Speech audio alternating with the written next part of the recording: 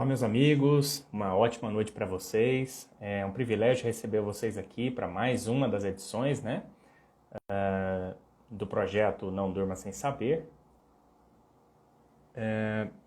Deixa eu já fixar aqui o tema da nossa live de hoje. Mais uma vez, né, agradecendo aí a presença, desde o início já cumprimentando o Dr. Basílio aí, um privilégio ter você aqui comigo hoje, né? Já mais colegas entrando, doutora Juliana, um prazer recebê-los aqui. Bom, então vamos já iniciar o nosso bate-papo, já estou vendo várias pessoas ingressando. O que eu quero falar com vocês aqui hoje, eu já havia comentado com vocês, né, que eu queria transformar essa live, né, de atualização jurisprudencial em assuntos relativos aos cálculos de liquidação trabalhista, em transformar isso numa rotina nossa, né? Em um evento que a gente possa fazer isso com uma certa periodicidade, pelo menos aí uma das lives do mês, né? Fazer justamente sobre esse tema para trazer para vocês todas essas atualidades, né? Todos esses temas que são muito relevantes aí. Eu tenho certeza que vocês vão gostar bastante do que eu selecionei hoje aqui para vocês. Já adianto, né? Para relembrar um pouquinho para vocês, a ideia aqui é discutir com vocês as principais decisões, as decisões mais recentes dos tribunais superiores. E aí a gente tem o próprio Supremo Tribunal Federal, a gente tem tido muitas decisões relevantes nos últimos tempos.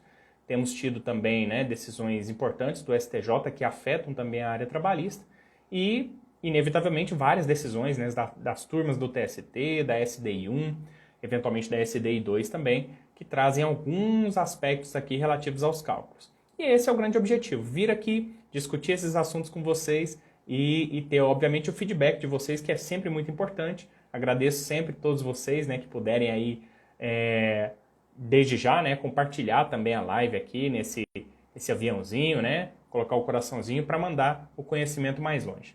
Bom, então é isso. Eu vou dar início aqui aos principais pontos, né, as principais decisões que eu separei para essa noite de hoje.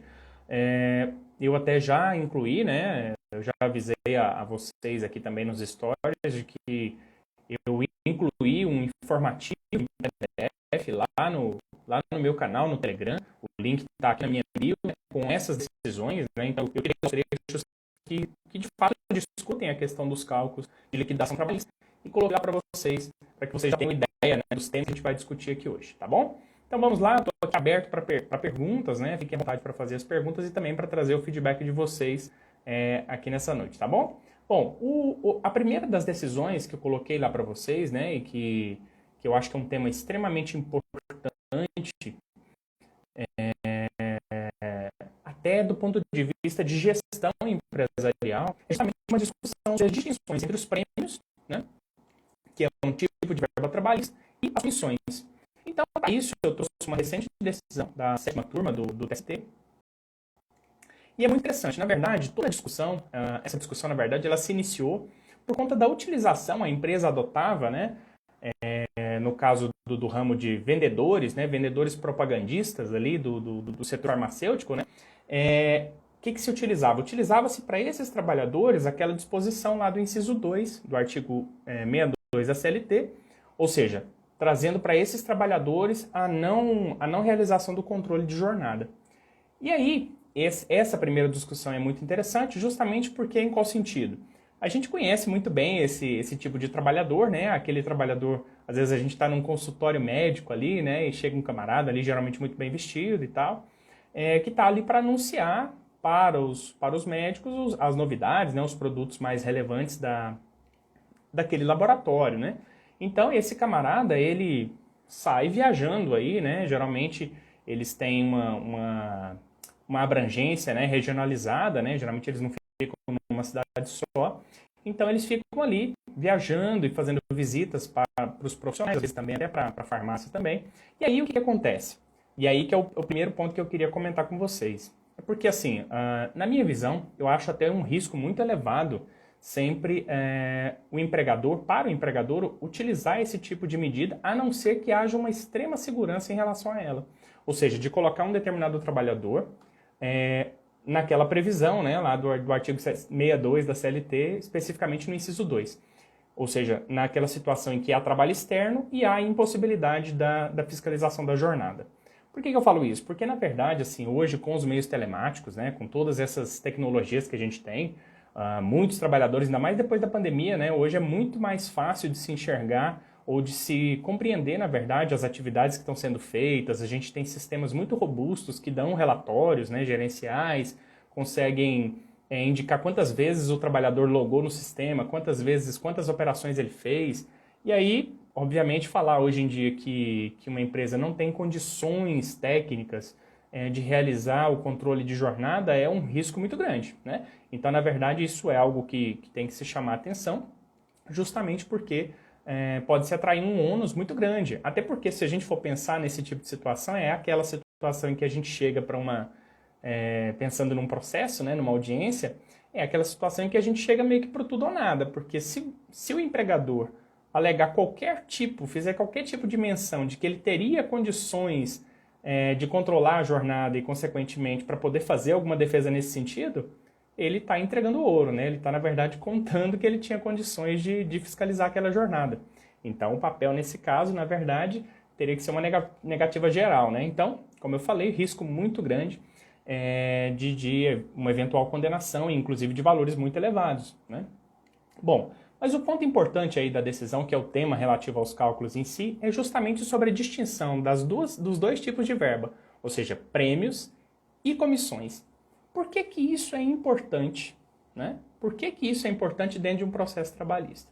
Bom, qual que é o principal ponto? E aí, isso é algo que eu sempre comento, né? Sempre comento nas minhas lives, nos cursos que eu ministro também, que a gente tem que ter uma visão estratégica, né? Quando a gente está ou tomando uma decisão gerencial, ou também quando a gente estiver advogando para uma empresa, orientando, né?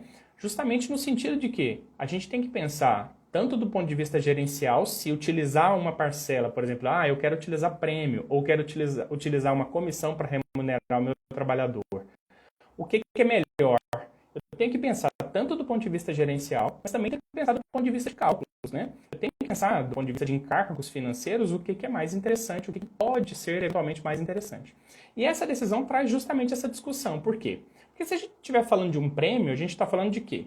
A gente está falando de uma contraprestação por alcance de metas, né? Então você tem um tipo de salário-condição, ou seja, atingiu aquela condição que foi estipulada, né? E é muito importante que no caso de pactuação de prêmios, que essas condições estejam muito claras, muito bem definidas e que seja dada ciência, que se tenha ciência do trabalhador, né, de que ele tem ciência de quais são as metas, né, que tem que ser batidas e tudo mais, para que no futuro ele não possa alegar desconhecimento em relação a isso.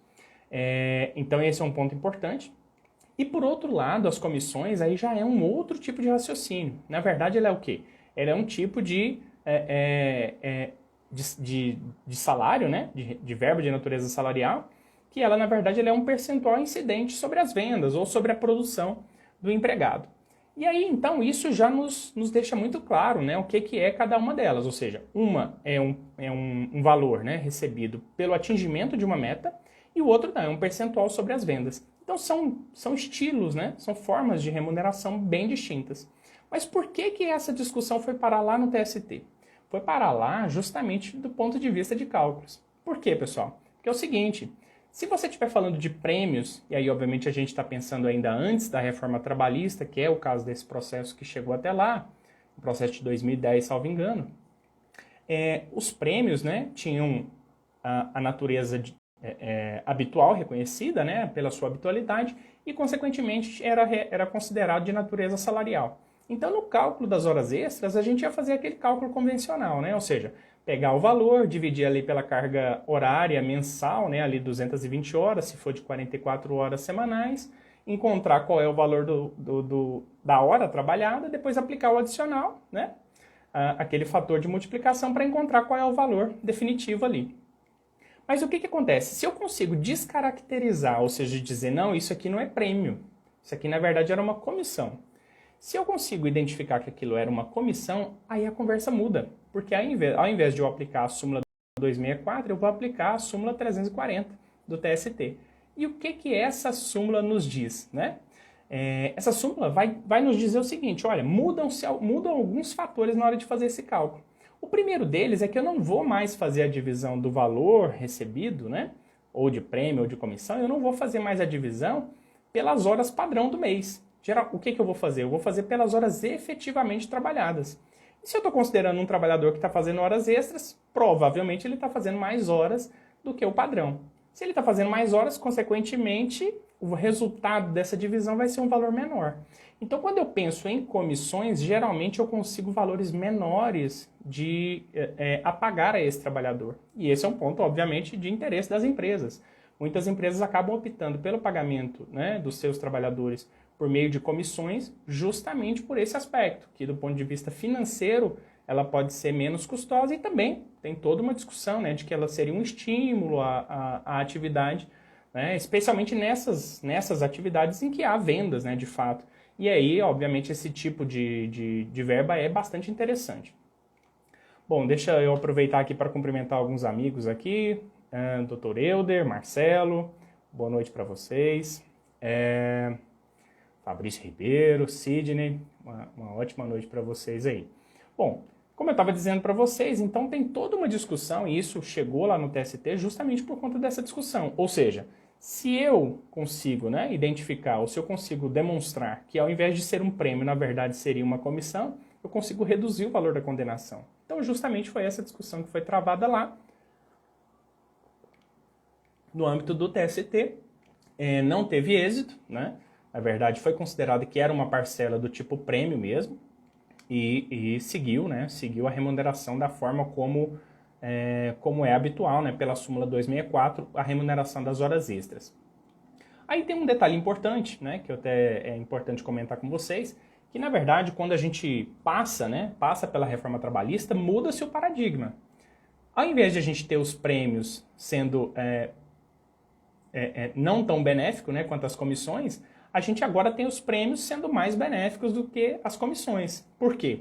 Porque se a gente tem os prêmios, né, não tendo natureza salarial, né, o que ocorreu após a reforma trabalhista, o que acontece na verdade é que o custo trabalhista do pagamento de um prêmio é muito menor do que o de uma comissão. Mas, cuidado, né? Cuidado por quê? Porque assim, o risco, né, de um prêmio ser descaracterizado como prêmio é muito grande. Né? Por isso que eu sempre digo e sempre oriento, né, quando tenho a oportunidade de prestar uma consultoria, justamente nesse sentido, orientar empresas, é justamente no sentido de que tem que tomar muito cuidado, justamente quando se vai instituir uma parcela do tipo prêmio, e hoje em dia tem de todo jeito, né, para que de fato exista um regulamento muito claro, né? Que, como eu disse para vocês agora há pouco, para que haja ciência do trabalhador, ele demonstre que ele sabe exatamente quais são os critérios do pagamento do prêmio, que de fato seja algo excepcional. O prêmio tem que de fato ser por um desempenho acima da média, né? Apesar de não termos tido a conversão da MP 808 em lei, eu entendo que aqueles critérios são muito razoáveis, né? São critérios muito bons, para que se tenha pelo menos uma ideia, né, de como se pode caracterizar um prêmio a ser pago para um trabalhador. Então, acho que esse é o primeiro das decisões que eu achei bastante interessante, que eu quis aqui trazer para vocês, justamente por conta dessa repercussão, né? Ou seja, a depender de como eu caracterizo uma verba, né, eu posso, obviamente, escolher isso a priori, antes, né, mas também posso fazer essa discussão dentro do processo trabalhista, né? Tentar descaracterizar, porque geralmente as verbas têm nomes muito variados, né? Então, nunca ela vai ter exatamente o nome do que se espera, né, que ela teria. Então, muitas das vezes há a possibilidade de se discutir isso dentro do processo para que se possa ter, inevitavelmente, uma redução no valor a ser pago, isso pensando do ponto de vista do empregador, e pensando do ponto de vista do empregado também, pode-se fazer a discussão pela via inversa, né? Ou seja, dizer o seguinte, olha, ele está dizendo aí que isso é comissão, mas na verdade é prêmio, né? Pela forma como foi tratado, isso é um prêmio, e aí, consequentemente, conseguir uma elevação no valor da condenação, tá? Deixa eu cumprimentar meus amigos aqui, Dr. Jedson Henrique, doutora Daniela, Cristiane, uma ótima noite para vocês.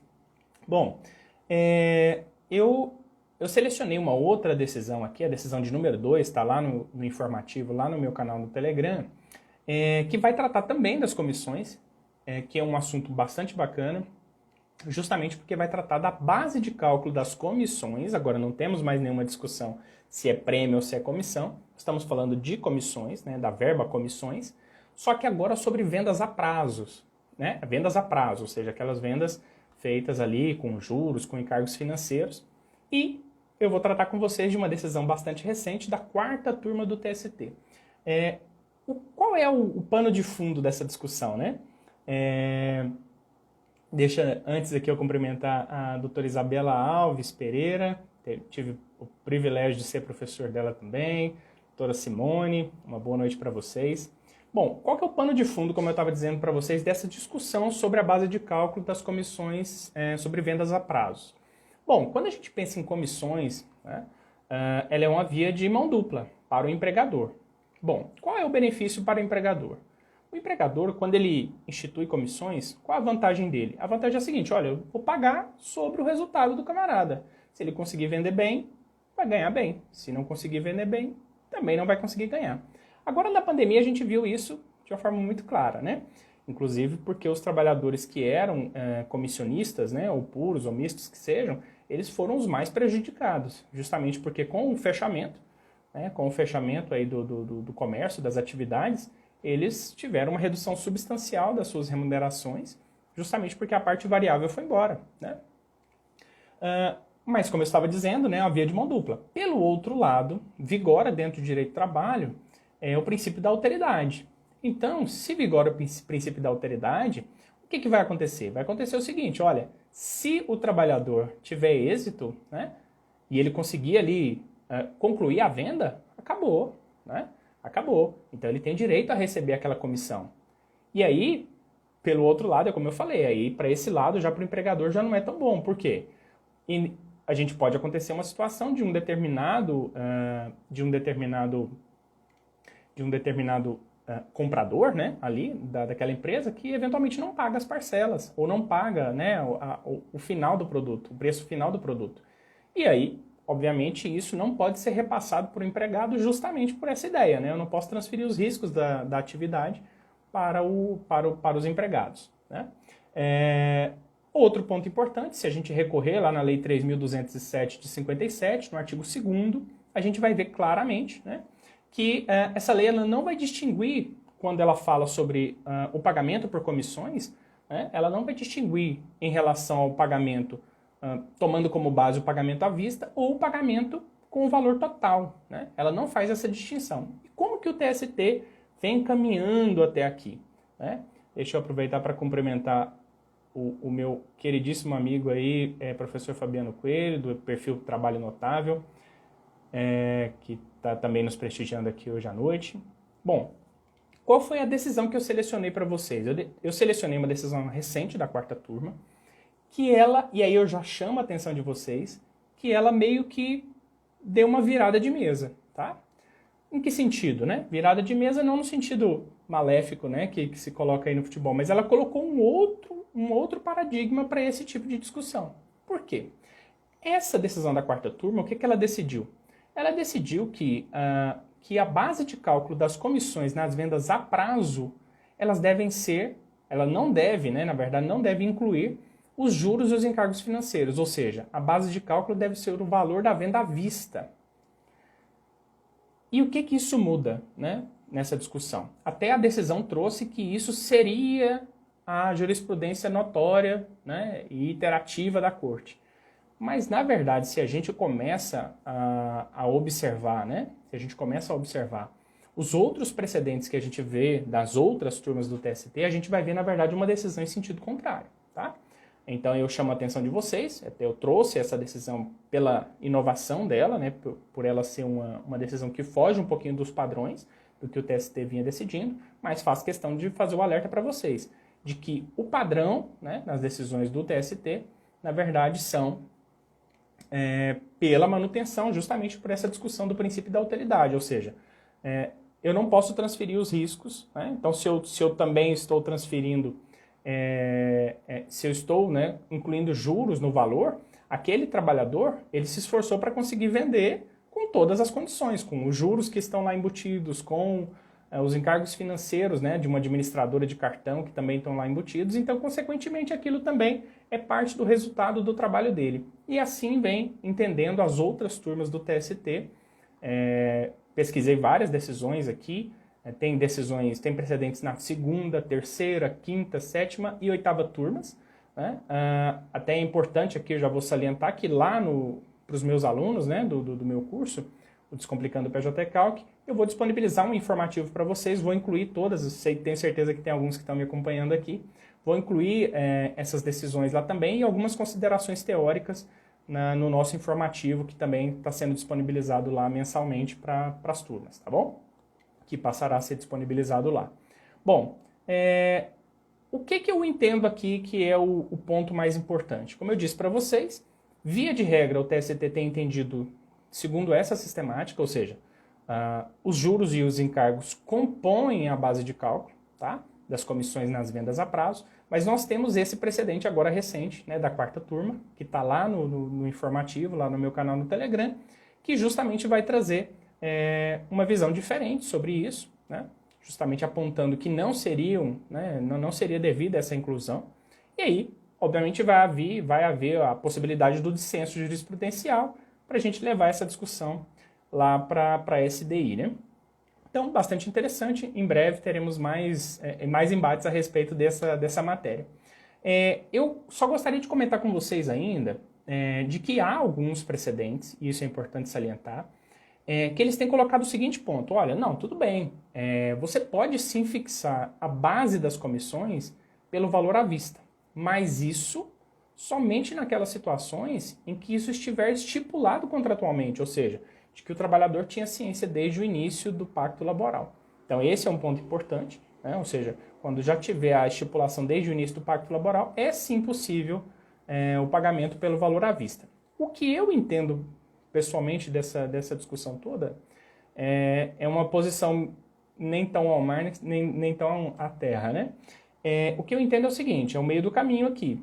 O que eu entendo é o seguinte: se o trabalhador, né, porque a gente tem várias formas de pagamento das comissões, a gente tem o pagamento pelo faturamento, ou seja, faturou, o trabalhador recebe pelo valor total, mesmo que a venda seja a prazo. Aí eu acho que até nesses casos em que o faturamento, né, em que o pagamento das comissões é pelo faturamento, ou seja, o trabalhador recebe à vista, mesmo que a comissão seja a prazo, eu entendo que nesse caso é plenamente aplicável a essa opção, né, em que a gente coloca ali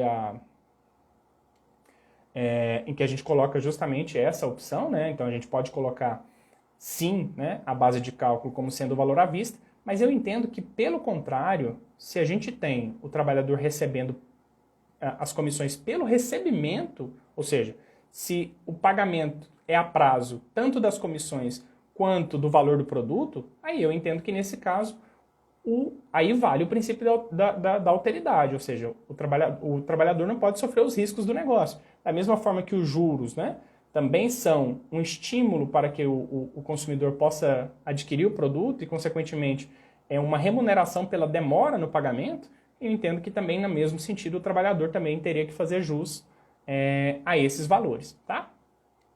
Bom, a outra decisão que eu selecionei aqui para vocês, deixa eu aproveitar para cumprimentar dois queridos aqui amigos, a doutora Aurani, do perfil Jornada Trabalhista, doutor Carlos Begales, uma honra ter vocês por aqui. A outra decisão que eu comentei com vocês, que eu separei para a gente conversar aqui hoje, que está lá no informativo, a decisão número 3, é sobre a base de cálculo do FGTS, né? Sobre o FGTS, incidente sobre o adicional de insalubridade, mas quando ele é pago de forma eventual. Aí um detalhe importante, não estamos falando aqui de insalubridade eventual, né? Nós estamos falando de uma insalubridade permanente ou intermitente, que seja, mas que está sendo paga de forma eventual. Por exemplo, dentro de um ano, ela foi paga durante 3 meses.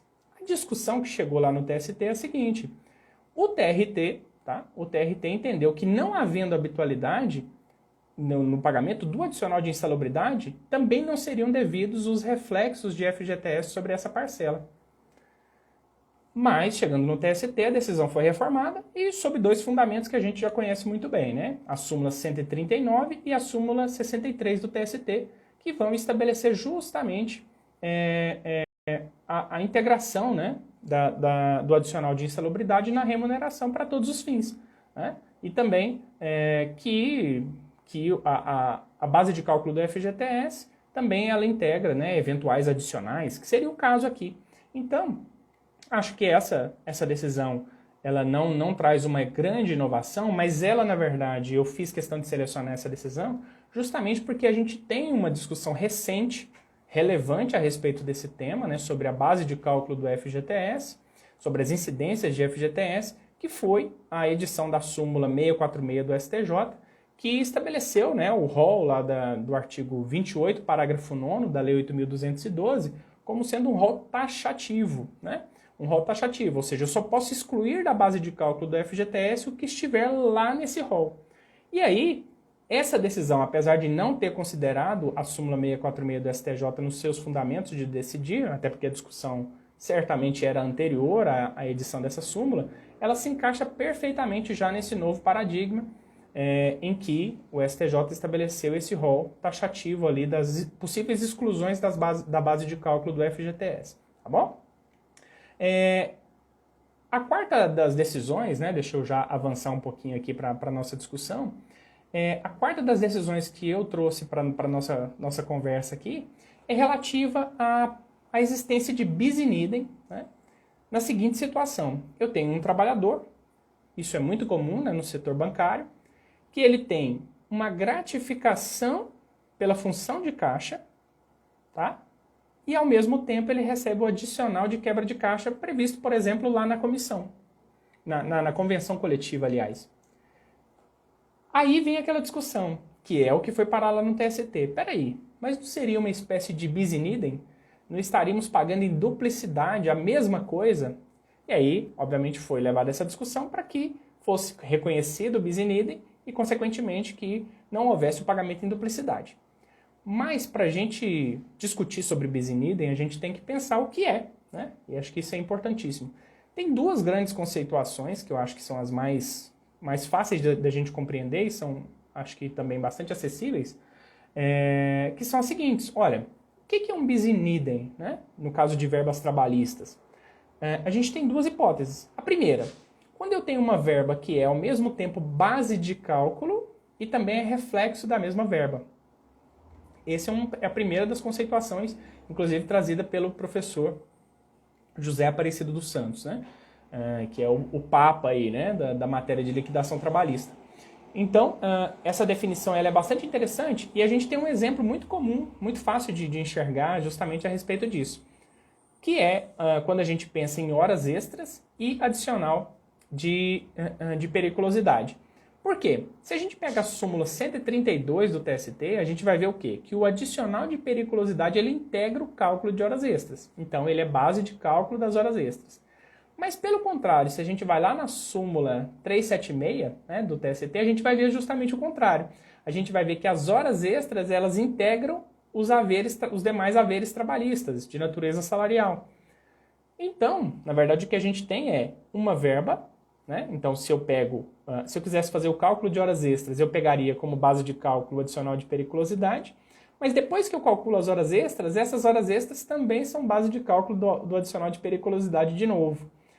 Aí, nesse caso, se eu quisesse fazer esse processo de calcular novamente, eu estaria incorrendo no bis in idem. Eu não posso fazer. Eu só posso fazer num sentido. Eu calculo uma verba, depois calculo a verba reflexa dela e acabou. Eu não posso voltar e calcular novamente.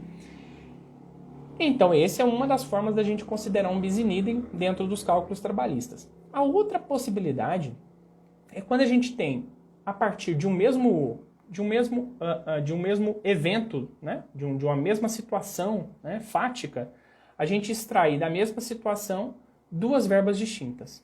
Ou seja, de um mesmo tipo de ocorrência, de um mesmo fato gerador, se a gente estiver pensando aqui do ponto de vista em analogia com o direito tributário, de um mesmo fato gerador a gente extrair aqui duas verbas trabalhistas distintas. Bom, não é o caso que ocorre aqui. Por que não é o caso que ocorre aqui? Vamos pensar um pouquinho aqui comigo. Se eu pego o adicional de quebra de caixa, o que ele remunera, o adicional de quebra de caixa, né? Para um bancário ou para um caixa mesmo, né? O que ele remunera? Ele remunera o risco da atividade, porque ele está mexendo ali com numerário, com dinheiro, né? O risco ali de eventualmente errar, dar um troco errado, com uma nota até às vezes grande, né? E dar diferença ali no caixa. Então, ele tem um adicional justamente para mitigar ou pelo menos atenuar esse risco, né? Remunerar esse risco da atividade. Por outro lado, se a gente pensa na gratificação da função de caixa, o princípio já é diferente. O que é a gratificação da função de caixa? Você está chegando para o trabalhador e dizendo assim, olha, eu reconheço que a sua função é uma função de bastante responsabilidade, consequentemente eu vou te pagar essa gratificação. Viram como o raciocínio é diferente? Por que o raciocínio é bastante diferente? E aí isso vem até da gênese dos dois tipos de verba. Quando a gente fala de adicionais, sempre os adicionais, eles são, e aí eu acho essa definição muito interessante, os adicionais, eles remuneram serviços comuns prestados em condições especiais. Ou seja, serviços comuns prestados em condições especiais. Exemplo, periculosidade. Um serviço comum, mas prestado numa condição de risco, né? Perigo à vida, né? Então, é um caso muito claro. Horas extras é a mesma coisa, um serviço comum, mas está sendo prestado sobre uma condição especial, que é o quê? Ultrapassando a jornada diária. Isso é um adicional de horas extras. Pelo outro lado, se a gente pensa numa gratificação, eu tenho o inverso.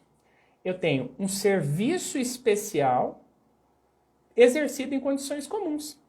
Então, por exemplo, eu tenho lá um caixa que recebe uma gratificação, né? Gratificação de função de caixa, ou por exemplo, uma gratificação de função qualquer, e ele está exercendo a função dele nas condições normais. Ele não está recebendo, ele não está sob risco, risco à saúde, risco à vida, ele não está trabalhando além das horas normais, ele não está trabalhando à noite, não tem nenhuma condição especial, ele está sob condições comuns, exercendo uma função de maior responsabilidade. Viram como são institutos totalmente diferentes? E foi justamente esse o raciocínio que o TST, né, a 7ª turma especificamente, adotou, para considerar que nesse caso não há bis in idem, né? Não há uma duplicidade de pagamentos. Então, é plenamente possível, desde que de fato, na situação concreta, existam as duas condições, ou seja, que o trabalhador esteja recebendo uma gratificação remunerando a responsabilidade maior dessa função e, ao mesmo tempo, esteja recebendo um adicional de quebra de caixa. Por quê? Né? Porque há risco, de fato, por trabalhar ali com numerário e, consequentemente, esse adicional de quebra de caixa ele tem condições de remunerar esse risco. Perfeito? Então, basicamente, foi esse o ponto que eu achei bastante interessante, por isso que eu fiz questão de trazer essa decisão aqui para vocês. E comentar também, né, trazer algumas considerações a mais. Deixa eu aproveitar aqui para cumprimentar mais alguns amigos aqui. Meu querido amigo Gildeone, doutora Maria Pereira, uma boa noite para todos vocês. Deixa até eu pedir desculpa aqui, vai entrando o pessoal, eu não consigo às vezes comentar com todo mundo, tá? Bom, e o que a gente tem aqui na última, né, nas últimas duas decisões que eu trouxe para vocês para a gente fechar o nosso bate-papo aqui hoje. O que eu trouxe? E aí eu acho que também é interessante fazer uma retomada de tudo que a gente conversou aqui, porque se vocês observarem, né, a live ela vem caminhando aqui, a gente discutindo justamente conceitos típicos de cálculos de liquidação trabalhista, né? Eu trouxe decisões que tratam sobre base de cálculo, eu trouxe decisões que tratam aqui sobre a possibilidade de bis in idem, que também querendo ou não, está manejando os conceitos de base de cálculo e de reflexos, né? Vim trazendo esses conceitos, e agora a gente vai discutir um outro conceito também, que são os reflexos. E aí eu estou trazendo aqui duas decisões recentes que vai tratar dos reflexos de duas verbas, bastante interessantes do ponto de vista prático, mas que não tem grandes discussões teóricas, né? Às vezes tem muitas pessoas que sequer conhecem essas verbas que eu queria comentar aqui com vocês. A primeira dessas verbas são as gueltas, né? Tem gente que chama de gueltas, né? Mas acredito que seja gueltas mesmo. O que são essas gueltas, né? Na verdade, as gueltas, elas são... A gente pode trazer uma analogia muito, muito fácil para todo mundo entender o que são as gueltas, que são, acho que o exemplo mais comum, né, é aquele exemplo quando a gente entra, por exemplo, numa farmácia, e a gente vai lá, compra algum produto ali que você está acostumado a comprar, com uma receita e tal, e aí no final o balconista te pergunta assim, né? E aí, você não quer uma vitamina? Não sei se é porque já tô ficando velho, né? Acho que os caras olham para mim e falam assim, não, vou oferecer uma vitamina para ele. Mas esse é aquele exemplo mais comum. Na verdade, ele não está me oferecendo, não é por isso. Né? Ele está me oferecendo por quê? Porque provavelmente o laboratório que fabrica aquela vitamina paga para ele um valor caso ele consiga atingir uma determinada meta, né? Geralmente é assim. Se ele conseguir vender uma determinada quantidade daquele produto ali, ele vai receber um valor adicional. E aí, qual é a característica mais importante das gueltas? Né? Na verdade, pelo fato de que quem paga esse valor não é o empregador. Quem paga é um terceiro. Né? É alguém alheio à relação trabalhista. Né?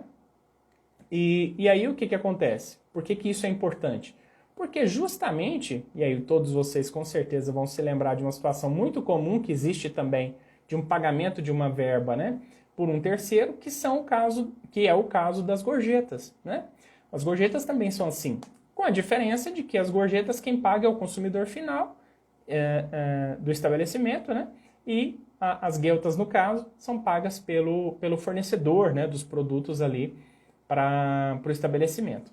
Então, mas do ponto de vista, se a gente for pensar de natureza jurídica, eles são bastante similares. E justamente por isso, essa decisão da 7ª turma do TST, ela vem reafirmar uma posição que o TST já adotou em outras situações, ao considerar, né, os reflexos das gueltas similares aos reflexos das gorjetas. E como que a gente apura os reflexos das gorjetas? Aí a gente tem que retomar, a gente tem que lembrar da súmula, né, 354 do TST, que vai nos dizer o seguinte, de que as gorjetas, né, elas não repercutem, né, elas não servem de base de cálculo para as seguintes parcelas, né? Aviso prévio, adicional noturno, horas extras e repouso semanal remunerado. Né? Justamente porque essas parcelas são muito típicas da relação empregatícia mesmo, né? Estão associadas ali ao dia a dia do trabalho, estão relacionadas geralmente a uma condição do trabalhador. Né?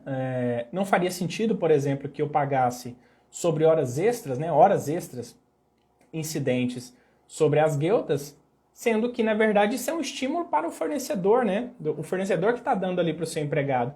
Então, não faria sentido, seria contraproducente, porque o trabalhador, às vezes, iria querer prestar horas extras para, na verdade, receber do terceiro, e não do próprio empregador. Então, isso traria ônus para o próprio empregador na remuneração das horas extras. Então, pela mesma ideia, né?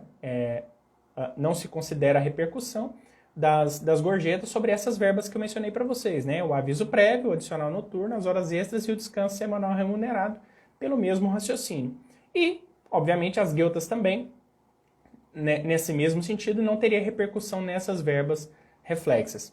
Mas não se esqueçam, né, que as demais verbas reflexas, como, por exemplo, férias, 13º salário e FGTS, têm sim repercussão, né, tanto das gorjetas quanto das gueltas.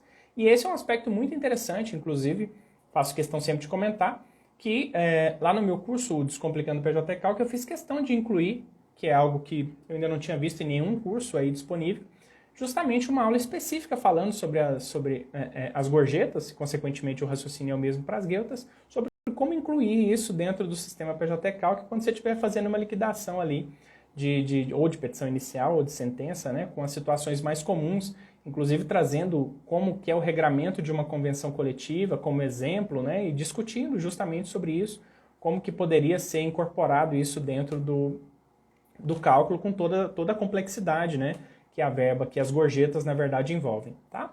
Bom, então, fechando isso, né, a gente já viu aqui a respeito dos reflexos nas gueltas, e eu não poderia deixar de comentar com vocês também uma outra verba, que também é pouco comentada, mas que vem crescendo cada vez mais, né? Especialmente aí para funções de mais alta remuneração, altos executivos, né?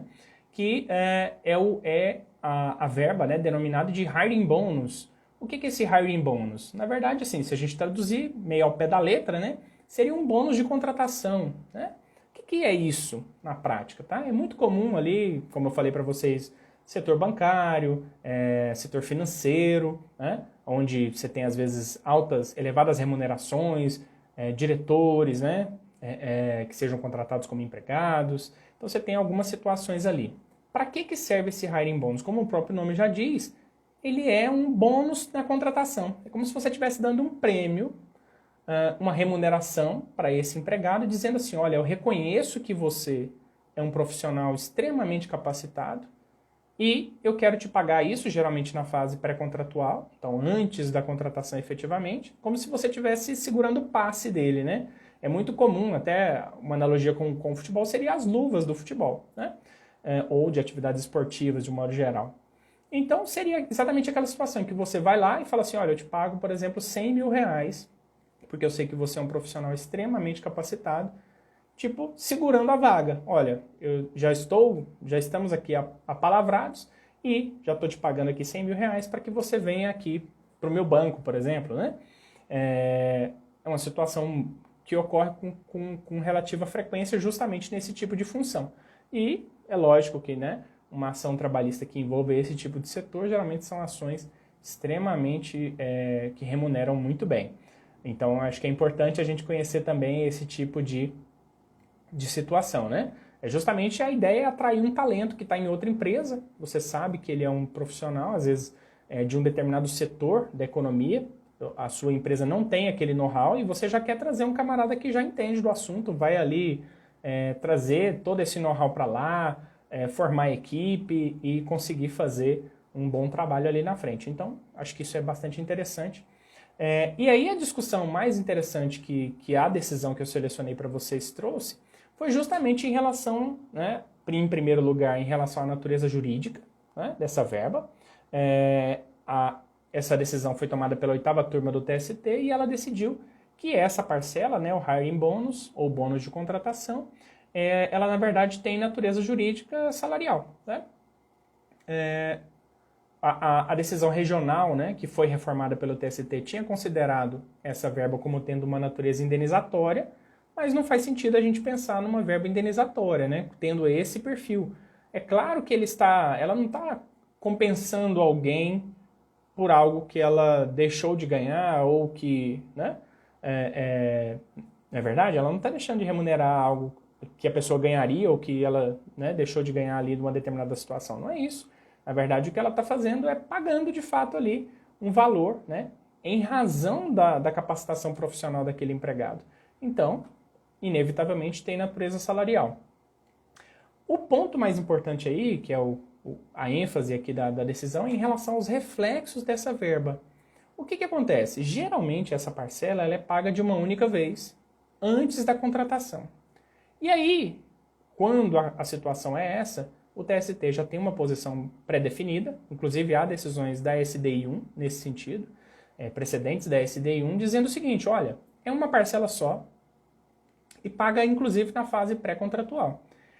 Assim sendo, né, os reflexos ficariam limitados ao quê? Ao FGTS, né, ali relativo ao próprio mês de pagamento, e também a indenização de 40% do FGTS, se vier a ocorrer a demissão, né, que fizer, né, o tipo de rescisão contratual que enseja o pagamento dessa indenização ou multa de 40%, como a gente diz mais popularmente, né? Então, basicamente é isso. Agora, obviamente eu não vou trazer aqui somente o mais comum, ou somente o que a decisão trouxe. Vamos discutir um pouquinho além também esse tema. Por quê? Qual foi o raciocínio do TST quando ele fixou esse precedente? Foi o seguinte, olha, vamos considerar como precedente o caso da súmula 253, que trata da gratificação semestral, ou seja, uma gratificação que eu pago numa periodicidade muito distante. Aqui semestral, mas vale para uma gratificação anual, por exemplo. E se é uma única parcela paga na fase pré-contratual, faz muito sentido que haja uma analogia com a súmula 253 da gratificação semestral. E assim sendo, né, essa súmula ela estabelece que essa gratificação, né, ela não repercute no cálculo de horas extras, férias, aviso prévio, mas repercute no caso da gratificação natalina, né, pelo 12º. Aí, Por isso que é importante a gente sempre salientar isso. Como o precedente da SDI 1 fez referência justamente à analogia com a súmula 253, então a gente tem que ter em mente, né, tem que ter clareza de que a forma justamente de contornar esse precedente que foi consolidado na SDI 1 é justamente encontrar situações que não se adequam exatamente ao conceito, né, ou à mesma razão de decidir que traz, né, que é trazida pela súmula 253. E já há alguns precedentes, algumas turmas, eu vi decisões da 7ª e da 8ª turmas, que reconhecem o pagamento do 13º, tá, pelo duodécimo, justamente por conta dessa analogia com a súmula 253. Porque se a súmula 253 diz que a gratificação semestral repercute no cálculo da gratificação natalina, por que no caso do hiring bônus também não repercutiria, né? A gente já tem algumas decisões nesse sentido. E aí é importante, inclusive eu vi uma decisão, acho, salvo engano, da sétima turma, que repercutiu tanto o 13º quanto as férias pelo duodécimo, tá? Então essa é uma discussão que ainda está em aberto, mas que é importante que vocês já conheçam aí as várias posições que existem a esse respeito, tá bom? Bom, pessoal, então é isso. Fechamos aqui as decisões que eu já havia comentado com vocês e, para a gente encerrar aqui o nosso bate-papo, eu não posso deixar de comentar com vocês também, de fazer, né, um convite para que vocês continuem acompanhando, né, as lives do projeto Não Durma Sem Saber, especificamente essas lives, né, que eu já disse que transformei numa rotina aqui, sempre aí com alguma periodicidade, pelo menos uma vez por mês, vou selecionar as principais decisões relativas a cálculo de liquidação trabalhista e vou trazer aqui para vocês para a gente discutir, né? Sempre divulgando ali um informativo para você poder acompanhar antes, saber exatamente do que nós vamos tratar aqui. Então eu já faço, né, o convite para você me acompanhar nas próximas lives do projeto Não Durma Sem Saber, toda quarta-feira, às 9h30, né? Excepcionalmente, alguma semana a gente muda ali a data em razão dos convidados, né, que sempre nos pedem. Obrigado aos doutores Olegário e doutor Basílio. Privilégio ter vocês sempre aqui. E os outros convites que eu faço para vocês é para conhecer um pouquinho mais do meu trabalho, né? Clicando lá na bio do meu perfil, vocês podem encontrar informações sobre esse curso que eu acabei de comentar aqui com vocês em alguns momentos, sobre o curso Descomplicando o PJCalc, que está com vagas abertas. Aproveito para convidar todos vocês para me acompanhar. Nessa semana eu vou participar de um seminário que está sendo promovido pela editora Mizuno.